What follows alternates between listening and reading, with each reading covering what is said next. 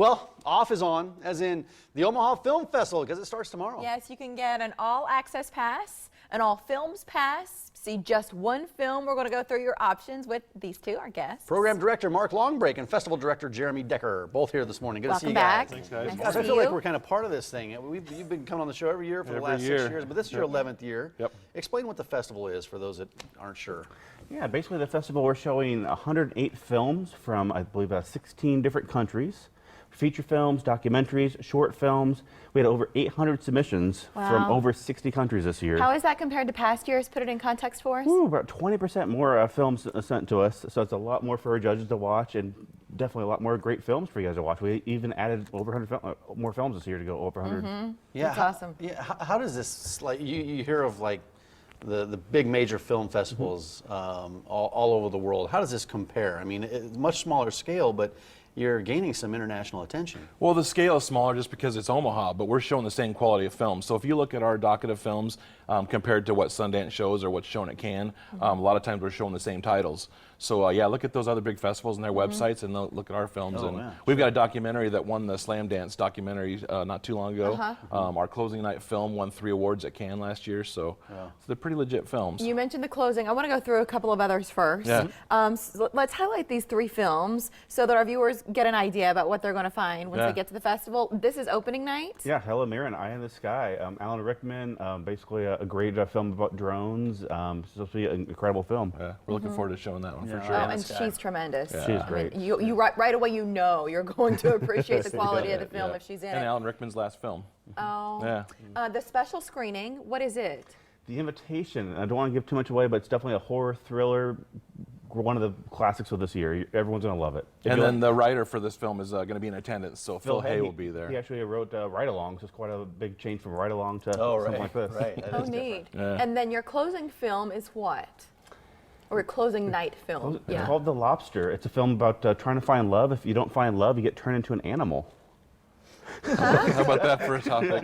What's his bucket? John C. Reilly? John C. Reilly. Yeah. Yeah, on the left side there. Yeah, absolutely. He's in that one. Yep, he'll be in that. You So. quite literally, you turn into. Okay. Yeah, so that's Turn into an the animal. point. Colin Farrell, when you check into the hotel, you have to select the animal that you will turn into if you don't find love, and his choice is a lobster. And that's the name of the movie. That's the name of the movie. visual effects, are they pretty good? I think so, yeah. I think it's going to be pretty You'll cool. enjoy it. I feel like you know something we don't. The way you're smiling and reacting, you really enjoyed that film. Absolutely, yeah. It'll be a good one. A great love story. I'm sure it sounds like it. You have panelists coming too. Who are your panelists this year? Right, yeah. Dan Petrie Jr., Oscar-nominated screenwriter for, A lot of great movies. Yeah, a lot of great movies. Big Easy. He'll be here, which is great. He was a former president of the Writers Guild of America, so it's fantastic to have him here. Like we said, Phil Hay will be here, great writer. Who are you excited to bring in, Jeremy? All the people. I can't wait to have all the people here. It's going to be, I think it's a lot of fun. Yeah, we're excited to have Lou Hunter here. He's, he's been teaching screenwriting at UCLA for the last 40 years, and he just retired last week. Wow. So there's a documentary about his life, so we're going to have him here.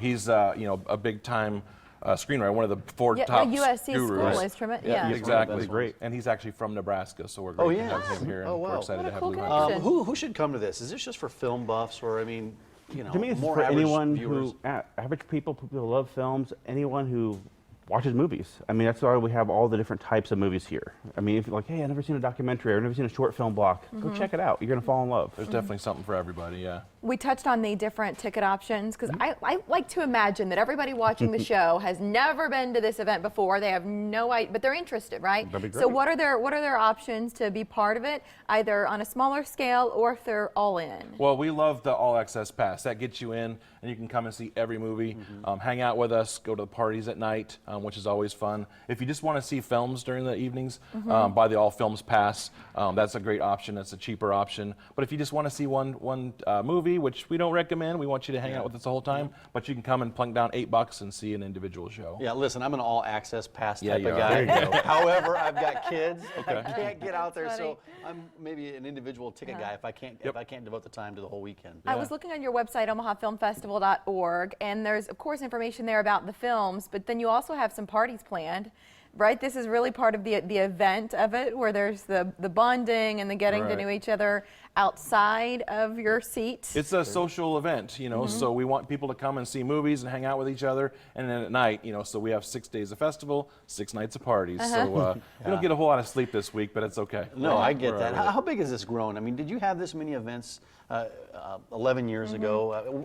What was the very first film festival like? The very first one, we were downtown at the Joslin, also the Blue Barn. You know, definitely kind of spread all around town. You know, definitely not as many people, and not as many films, and we just kind of grew over these last 11 years. It's becoming great. What was it for each of you? Were you just enthusiasts? Were you working in the film industry? How did you come to be part of this event? Yeah, both actually.